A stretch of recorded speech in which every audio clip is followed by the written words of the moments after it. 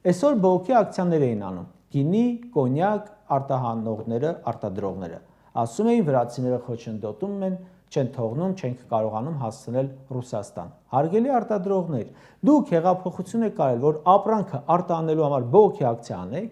Նիկոլը մի շաբաթում 2 անգամ հանդիպում է վրացի գործընկերոջը։ Էսա հետևանքը։ Քաղաքացին արել է հեղափոխություն, բայց այսօր իր խնդրի համար վախենում է մտնել պետական հիմնարկ, որովհետև մի հատ ոդկա հանկարծ ծուռը դրեց, ոհմակով ծեծում են ու իրեն էլ հռչակում են մեղադրյալ։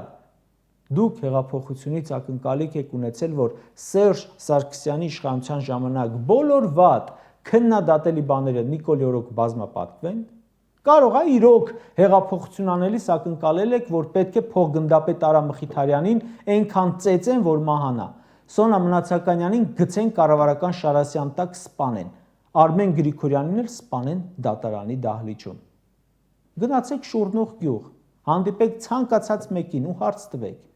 Հեղափոխությունից ակնկալել եք, որ գյուղը կիսելու են հայկական ու ադրբեջանական մասերի։ Մարալիկի ծննդատան աշխատողներին հարց տվեք։ Հեղափոխություն եք արել, որ ծննդատունը փակվի։